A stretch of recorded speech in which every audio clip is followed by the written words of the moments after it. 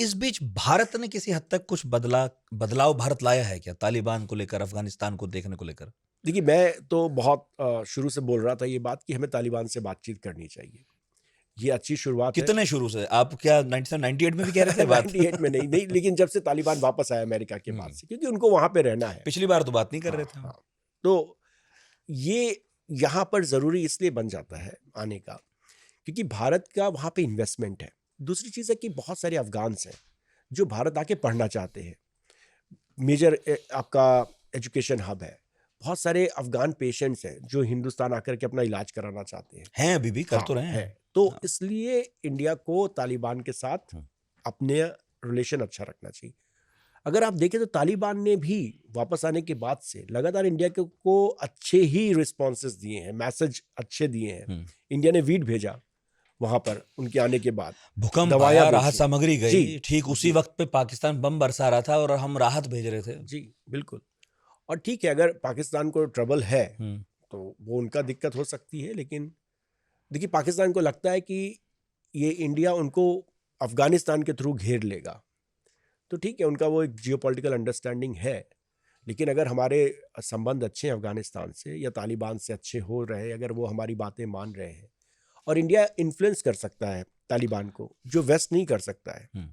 India influence करके तालिबान को मना सकता है कुछ हद तक कि आप वहां पे जो रिस्ट्रिक्शंस आपने वुमेन्स पे लगा रखी हैं उसको ठीक करें। वो इन्फ्लुएंस सिर्फ इंडिया के पास अभी तक तो दिखा नहीं।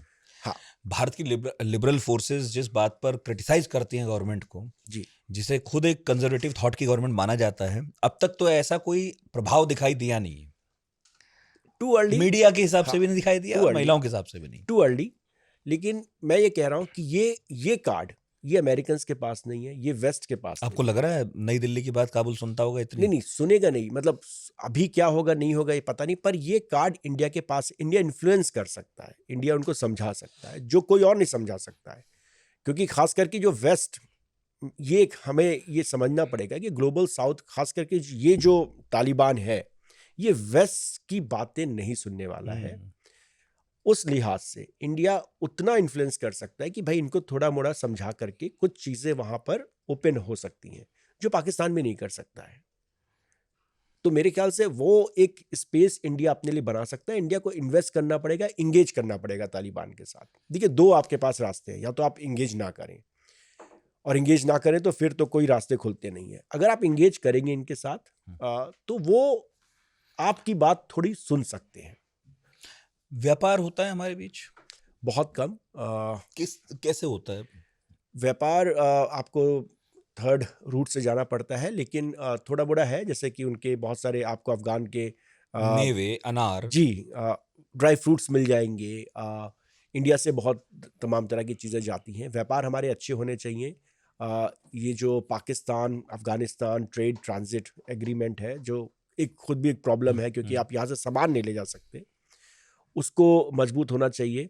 पाकिस्तान को ये समझना पड़ेगा जो जनरल बाजवा कह रहे थे कि टाइम फॉर जियो इकोनॉमिक्स।